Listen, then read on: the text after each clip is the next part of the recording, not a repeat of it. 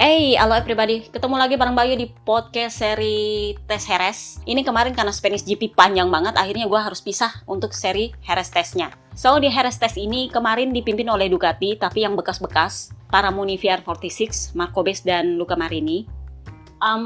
Kalau bisa dibilang pabrikan Ducati adalah pabrikan yang paling gak ada usaha sama sekali di Heres Test kemarin. Mereka tuh gak ada coba part baru. Saking gak ada part baru yang dicoba, itu Pecco-nya ya, si Jordan Konspirasi gagal yang menang di hari Minggunya, itu turun paling telat di track. Kenapa? Karena kemarinnya itu dia bikin pesta sama para Ducati, dan itu bikin dia telat bangun. Jadi Ducati juga gak marah sih sama dia. Ya biar aja lah anak muda senang-senang. Jadinya yang dicoba itu cuman fork. Dan apakah itu fork baru? Bukan. Ternyata itu fork lama yang pernah dicoba di Sepang Test. Jadi secara di atas kertas nggak ada part baru yang mereka coba. Dan menurutnya Pecco itu juga dia menguji itu fork lebih kepada ingin punya feeling yang berbeda dengan fork lamanya. Fork yang selama ini dia pakai. Karena kemarin kan dia waktu crash di Austin sama di Termas itu dia nggak ada feeling apa-apa. Waktu dia kehilangan ban depan. Jadi dia mau punya fork yang paling enggak bisa kasih dia feeling sedikit sensitif dengan ban depannya. Jadi dia bilang, saya suka banget ini Desmo 23. Cuman masalahnya adalah saking saya sukanya karena ini motor stabil banget. Jadinya saya nggak punya feeling yang bagus untuk kalau ada yang salah dengan motor saya. Jadinya dicobalah kembali itu si fork yang di Sepang kemarin. Sementara para Ducati lain nggak ada yang dites, cuma setup doang. Para Pramac sempat menguji firing yang sempat dipakai oleh Pecco dan Enea, tapi itu doang. Yang satelit lainnya bolak-balik menguji setup. Kalau Marco Bes itu lebih banyak menguji launching startnya. Jadi emang nggak ada yang signifikan sih yang dicoba. Itu juga tanpa usaha, tanpa segala sesuatunya, tetap juga mereka memimpin sesi tes. Jadi ya memang bisa dibilang pabrikan ini adalah pabrikan yang pabrikan lainnya harus kejar. Kenapa? Karena tanpa usaha pun mereka bisa memimpin catatan waktu. Jadi ya seperti itulah. Pabrikan yang kelihatan banget berusaha keras untuk mengajar ketertinggalannya adalah KTM. KTM adalah pabrikan yang paling banyak part kemarin. Saking banyaknya, itu part sebagian sudah dicoba sama Dani Pedrosa ketika Spanish GP di akhir pekan balapan. Jadi part yang turun itu adalah Aeropart yang kayak piringan Starling kalau versi Yamaha. Nah mereka itu kan sebenarnya sudah punya juga yang bentuknya agak lebih pendek. Nah kemarin itu lain lagi, agak lebih datar, dia nggak cekung di bagian belakang. Kemudian swing arm diffuser, kalau kalian lihat swing armnya Aprilia di Portimao Test yang ada wingletnya, nah itu mereka pakai juga. Itu juga sudah dipakai sejak Spanish GP. Kemudian bottom aero, jadi aeronya itu ada di bawah radiator, antara garpu depan dengan radiator agak di bawah. Fungsinya mengalirkan udara dari depan ke bagian bawah lambung motor. Rear aero, oh ya mereka juga punya firing aero lagi yang baru, yang lebih semok. Itu diuji sama Brad Binder. Jadi memang bisa dibilang banyak banget yang diuji. Jack Miller tuh sampai bilang gini, kita nggak bisa ngeluh. Kenapa? Karena Dani Pedrosa aja yang sudah sekecil itu, cuma sendiri, dia menguji semuanya. Jadi kita yang rider full time itu nggak boleh keluh. Kenapa? Karena dia aja udah bisa menanggung semuanya, performanya aja masih bagus di track. Bayangkan dia udah pensiun berapa tahun coba, masih aja bagus di track, apalagi kita yang sudah full time, malu atuh mah. Jadi dia bilang, Dani Pedrosa saat ini adalah test rider terbaik di grid. Jadi saking dia sayangnya itu Dani Pedrosa, waktu rider Perez di hari Minggu pagi setelah warm up, itu dia sampai sempat gendong Dani Pedrosa keliling-keliling.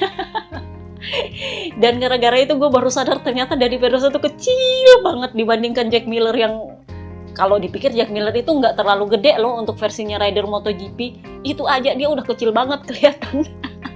Lu bayangin kalau Petrux yang di situ, yang si raksasa satu itu, mana nggak kecil banget coba. Jack Miller aja udah kecil dia kelihatan. Saking kecilnya itu dia sampai dipanggul di bahu sama si Jack Miller.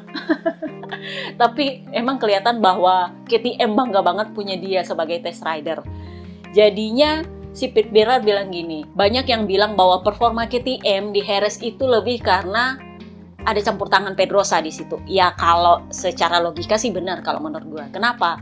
Karena sebelum Austin itu mereka kan bikin tes private Jerez waktu si Toprak ikutan. Itu kan Dani Pedrosa yang memimpin catatan waktu. Jadi memang di Jerez kemarin secara garis besar, Dani Pedrosa sudah menetapkan, oh ini setupnya begini, bagusnya seperti ini, partnya yang ini. Itu terbukti ketika dia turun track sebagai wildcard, dia bagus tembus Q2. Berarti memang dia sebagai test rider sudah menjalankan tugasnya di tes Jerez. Ditambah lagi dia memang secara track record bagus di Jerez. Jadi ya memang kata Jack Miller, malu atau mah kalau kita mau ngeluh-ngeluh. Dani Pedrosa aja bisa, masa kita enggak gitu. Jadi kemarin Binder sama Jack Miller itu ngetes aja, semua dites aja. Jadi dia bilang apakah itu lebih bagus atau enggak, itu terserahnya teknisi dan insinyur lah. Mereka yang punya datanya, mereka yang akan mengolah datanya, ini cocoknya digimanain. Pokoknya kita cuma pakai partnya, geber itu motor, datanya diambil sama insinyur dan teknisi, udah mereka yang urus. Kita taunya cuma pakai, nggak ada urusan sama feeling-feelingan, dia bilang. Jadi si Pat Barrow itu bilang, iya kita setuju. Kenapa? Karena kita nggak mau performa di Jerez ini hanya sebagai anomali. Kita mau kita punya performa yang sama stabilnya di sirkuit lain. Jadi nanti itu data yang diperoleh dari para kru dan teknisi itu akan diolah lagi oleh Birrer Institute yang mengurusi aeronya mereka, pengembangan aero mereka untuk dicocokkan ini kira-kira cocoknya turun di sirkuit mana. Ini cocoknya dipakai di setup apa. Kurang lebihnya sih seperti itu. Kenapa? Karena memang KTM musim ini adalah pabrikan yang paling jor-joran soal dana pengembangan. Jor-joran banget. Sampai mereka itu kerjasama dengan Red Bull F1 itu demi aerodinamis. Saking fokus banget untuk Jordan. Jadi ya kita lihat nanti di Le Mans mereka akan seperti apa. Apakah memang cuma anomali atau memang ternyata ini adalah dasar yang stabil untuk mereka berkembang di musim ini. Kemudian pabrikan lain yang kelihatan banget niatnya untuk memperbaiki diri adalah Honda. Jadi kita melihat niat mereka ya. Yang pertama paling niat untuk mengejar Ducati itu adalah KTM, yang kedua adalah Honda. Meskipun Honda sedang ditinggal oleh Marc Marquez, itu memang kelihatan bahwa mereka sedang mempersiapkan motornya, gimana caranya supaya motor ini siap ketika Marc Marquez turun track. Jadi kemarin sisa-sis artis yang ditunggu-tunggu sekian lama dari tes Portimao itu akhirnya nongol juga. Setelah sekian banyak hoax, karena kemarin kan sempat di hoax sama media ABR bahwa ini sasis turun track di tes private Jerez dites oleh Stefan Bradl. Akhirnya itu ditumbangkan sama Stefan Bradl di Austin. Jadi waktu di Austin kan si Bradl turun jadi penggantinya Marc Marquez tuh. Jadi dia bilang, oh waktu di tes private Jerez kemarin nggak ada tuh sasis Kalex. Kecuali kalau saya salah lihat. Soalnya selama tes saya itu menguji sasis aluminium yang saya tahu itu adalah sasisnya Honda. Bukan sasis Kalex. Saya nggak tahu kalau di tes Jerez nanti, tapi kalau di tes private-nya Jerez, nggak ada itu sasis.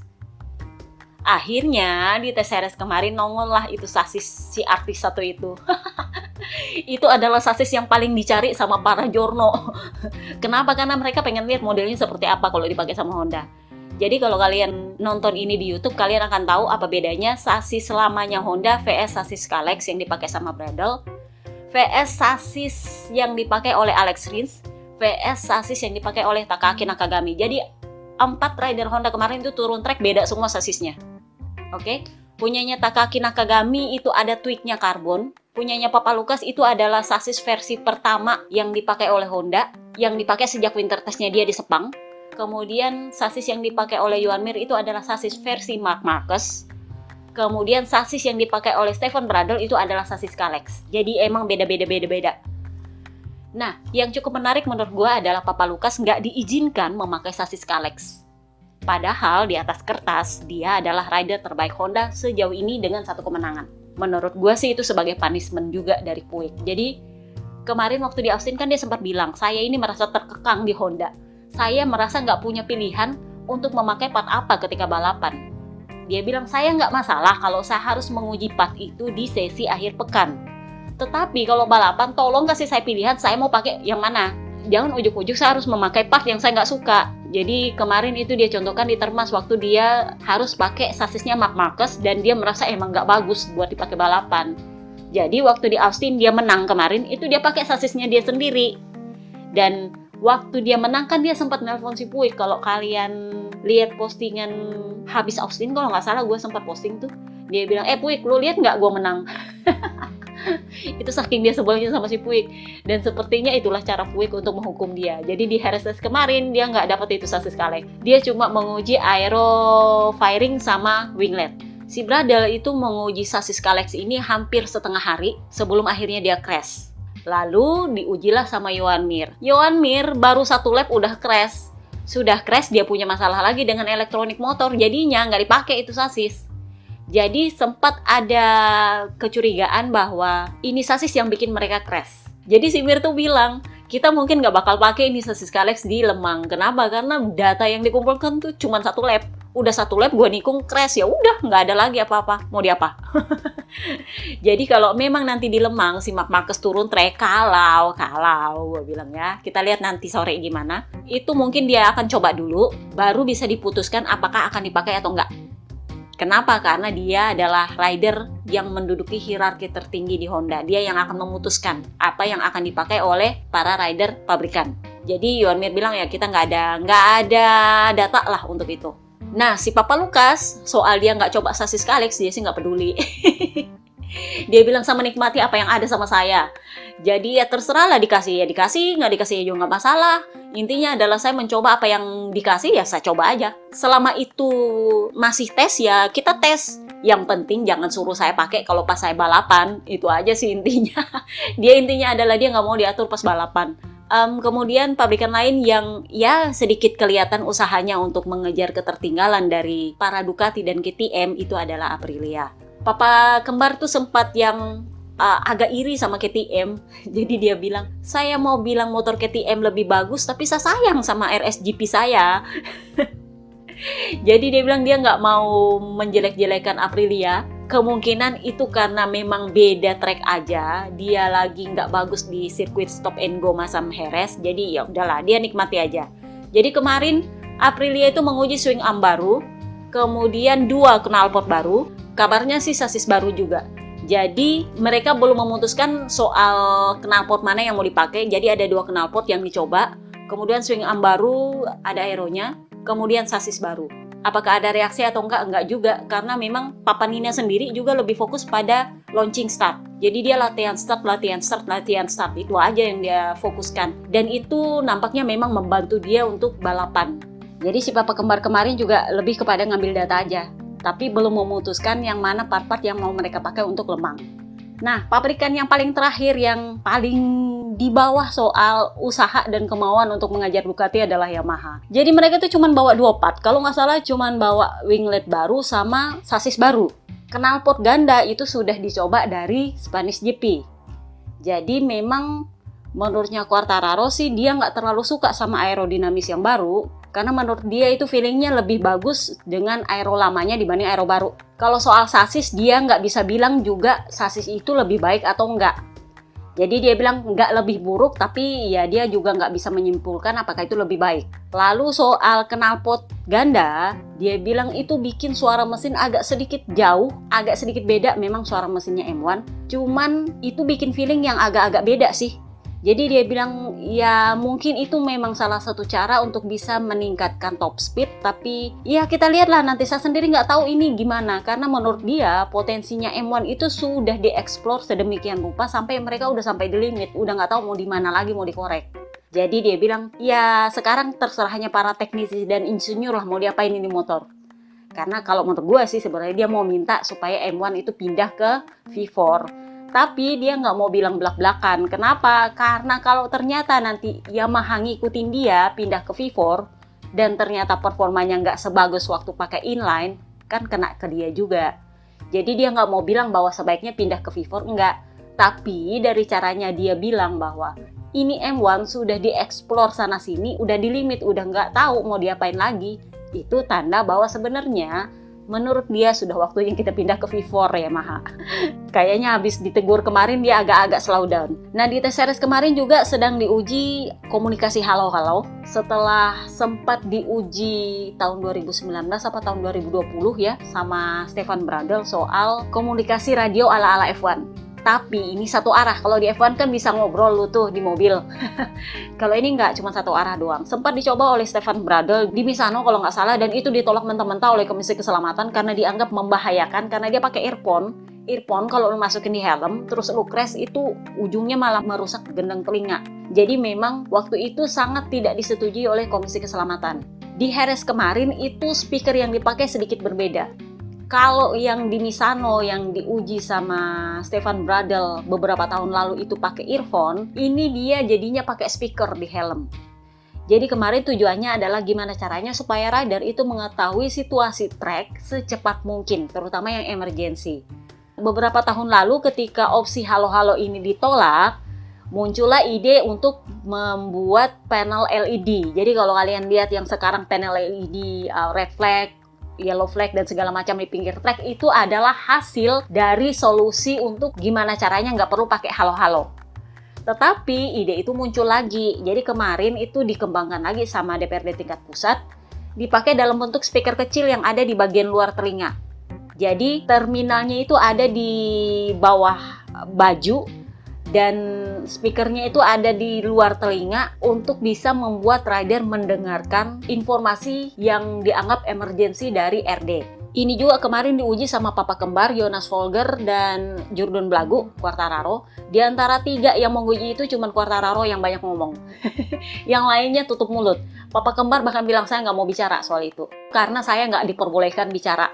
Tetapi Quartararo dia bilang selama dia pakai itu, dia bilang yang saya dengar itu red flag. Dia sambil ketawa. Kenapa? Karena menurutnya Quartararo itu memang cuma cocok untuk kondisi yang emang benar-benar emergency. 1, red flag. 2, ada oli di trek. Atau ada motor yang ridernya crash tertinggal di trek. Atau ada part yang mengotori trek yang akan dilewati. Jadi otomatis harus emergency sifatnya harus diumumkan. Tetapi Quartararo agak komplain soal desibel, soal volumenya. Jadi kan lu ngerti lah kalau orang lagi battle tiba-tiba nongol itu suara goib gitu kan di telinga. Itu jelas mengganggu konsentrasi. Kalau pakai earphone kan lu tahu, oh iya ini karena gua pakai earphone. Ini kan karena dia speakernya di helm, jadinya kan emang jadinya kayak suara goib gitu. Jadi dia maunya mungkin bisa diatur lah gimana caranya supaya nggak terlalu mengganggu. Ya mungkin dari suara goib jadinya bisikan goib gitu kan. Tapi ini juga sedikit nggak terlalu disetujui oleh para rider Ducati, Luca Marini dan Fabio Di Giannantonio. Kenapa? Karena menurut mereka gini, panel itu sudah cukup. Panel di dashboard yang soal LLP dan segala macam itu menurut dia itu cukup. Kenapa? Karena itu membuat rider bisa memilih kapan waktunya mereka untuk bisa melirik dashboardnya tanpa mengganggu konsentrasi. Jadi dia bilang, lu bayangin kalau kita lagi battle sama orang atau kita lagi manuver tiba-tiba nongol itu suara atau bisikan goib entah dari mana dan itu jelas mengganggu konsentrasi. Ya mungkin mau dibilang membahayakan ya mungkin belum tentu juga, tapi jelas itu mengganggu konsentrasi juga karena ada kemungkinan delay jaringan. Katanya Quartararo itu kan masih prototype, masih perlu dikembangkan, belum mau dipakai tahun ini, mungkin tahun depan pun belum tentu dipakai. Jadi ya paling nggak ada masukan lah menurutnya Quartararo sih. Jack Miller sendiri bilang ya sebenarnya ada sisi di mana kita sampai nggak sempat untuk melihat dashboard, terutama kalau treknya adalah trek kecil dan kita sedang sibuk untuk battle di grup.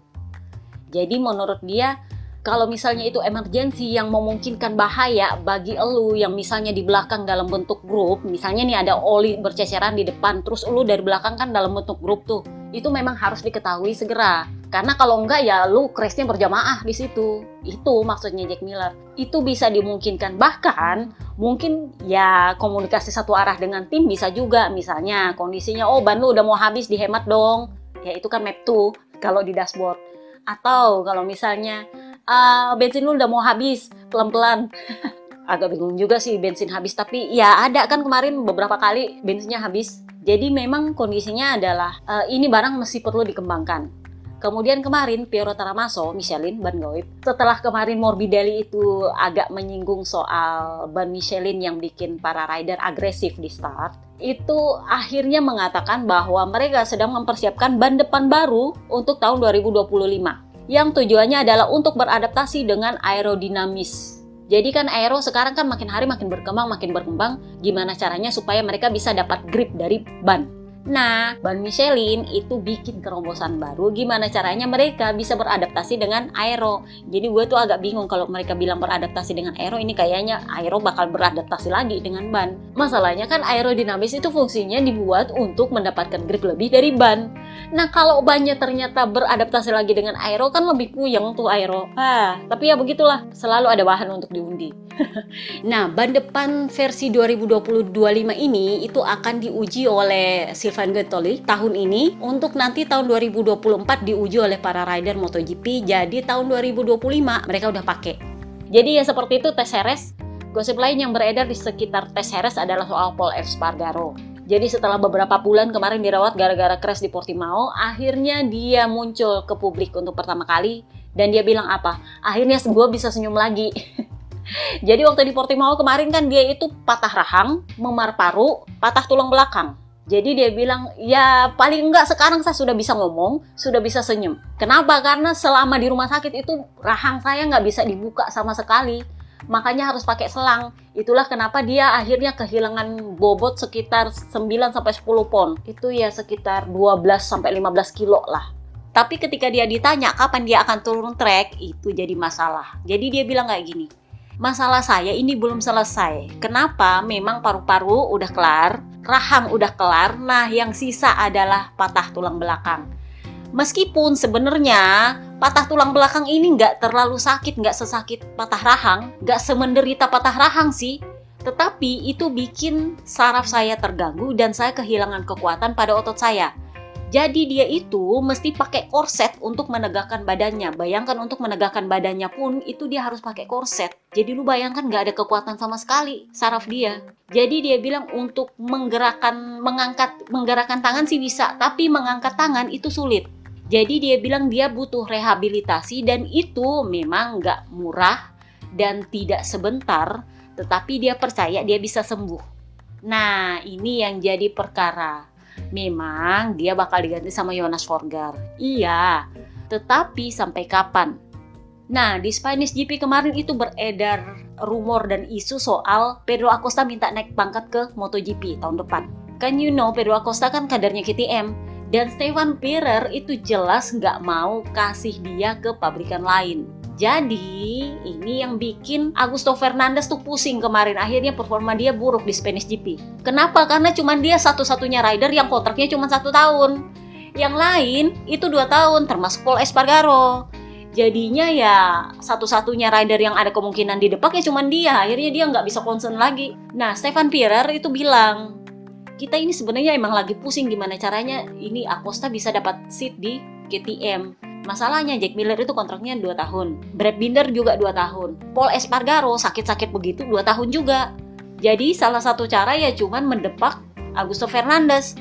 Nah ini kan kemarin mereka jadi bahan kritik gara-gara mendepak Remy Gardner dan Raul Fernandez. Jadinya KTM agak berhati-hati soal mendepak rookie. Kemarin sih si Stefan Pierer itu ngambil jalan tengah. Dia bilang, Acosta kayaknya akan 1 tahun lagi di Moto2 deh. Jadi mereka akan memberi kesempatan untuk Augusto Fernandez mencoba 1 tahun lagi. Tetapi kalau menurut gosip sepoi-sepoi, mereka juga sedang menunggu perkembangannya Pol Espargaro. Saat ini sih nggak ada yang membahas soal pendepakan Pol Espargaro. Ya kasihan juga kan dia lagi mau sembuh. Jadi jangan diturunin dong semangatnya. Tetapi gosipnya adalah mereka sedang melihat begitu Pol Espargaro turun trek, seberapa bagus ini anak bisa, seberapa bisa diharapkan performanya. Kalau enggak, mereka sedang menunggu kabar kapan Pol Espargaro memutuskan untuk menarik diri. Kenapa? Karena ini adalah perkara tulang belakang. Kalian ingat rider pensiun artis Jorge Lorenzo kemarin, si Puig sempat bilang, oh nggak masalah kok, nggak masalah. Ujung-ujungnya tetap juga pensiun dini. Dia sampai harus mengorbankan 1 tahun kontraknya di Honda gara-gara itu. Jadi, prediksi gua ini barang baru sakit kalau di atas motor. Tulang belakangnya. Kenapa? Karena otomatis dia harus menahan badannya ketika merunduk di atas motor. Itu beda beban tulang ketika lu duduk tegak dengan lu harus merunduk di atas motor dan menikung. Itu beda bebannya. Jadi memang kalau menurut gua itu yang ditunggu oleh KTM. Mereka akan menunggu sampai Pol Espargaro kembali ke trek lalu melihat akan seperti apa dia. Kalau memang Pol Espargaro memutuskan menyerah, berarti otomatis tahun depan dia nggak membalap, Pedro Acosta bisa naik. Jadi memang Stefan Pierer agak main aman di sini. Dia nggak mau menyinggung Pol Espargaro, tapi juga ingin tetap menjaga Pedro Acosta. Karena dia jelas nggak mau kasih sama pabrikan lain. Tapi mau ke pabrikan lain juga, mau kemana coba? Nggak ada seat, Bo. Susah. Jadi memang Pedro Acosta nggak bisa kemana-mana selain ke KTM sekarang. Itu intinya. So, selain soal pole, Enea Bastianini akhirnya mengumumkan bahwa dia nggak akan turun track di French GP. Danilo Petrucci, si Petrus akan menggantikan dia. Ini kemarin kalau kalian dengar podcast terakhir kan gue udah bilang, tulang kalau patah terus lu nggak operasi, terus lu paksa turun track belum 100%, ya sudah dada babai kembali ke nol. Udah kayak Pertamina. Percuma. Lu sakit lagi. Jadinya ya sekarang terbukti kan si Enea mundur lagi dari balapan. Padahal semestinya kalau dia nggak paksa turun track di Jerez kemarin, mungkin dia bisa turun di Lemang. Kalau dia sabar dikit aja. Cuman ya gitulah, dia kan orangnya nggak sabaran. Terlalu ambisius sih kalau menurut gue, dan sayangnya manajernya dia juga bukan manajer yang seperti Alsamora yang lebih membela kepentingan ridernya. Dia ini adalah manajer ambisius yang UUD, siapa lagi kalau bukan Opa Pernat. Ya seperti itulah. Kemudian Oliveira nasibnya sama dengan Enea Bastianini, bahunya patah gara-gara diseret sama Jordan Belagu kemarin. Seperti biasa juga dokter memutuskan untuk nggak operasi, dan harap-harapnya sih semoga ini kan paling nggak 2 bulan nih penyembuhan. Dia nggak memaksa seperti Enea Bastianini supaya dia bisa turun track tepat waktu. Jadi dia akan digantikan oleh Lorenzo Savadori untuk Aprilia. Nah, yang kita tunggu adalah Jordan Rakor, Marc Marquez. Apakah dia akan turun track di Lemang? Kita tunggu dalam sehari 2 hari ini. Kalau gue sih tetap pada pendirian soal dia kalau 100% itu harus sudah lepas baut dulu. Kenapa? Karena tulangnya kecil banget. Kalau dipaksa turun dengan baut-bautnya itu bakal jadi remah tuh tulang. Udah jadi debu kali ya di dalam. Kenapa? Karena kan bautnya itu bikin lubang baru. Tapi kita nggak tahu juga nanti dokter bilangnya apa. Kalau dokter bilang 100% dia bisa turun track, ya turun track. Cuman ya apakah dia bertahan di situ berapa lama ya kita lihat lagi. Nah, yang menjadi pertanyaan adalah apakah dia akan membayar double long lap penaltinya?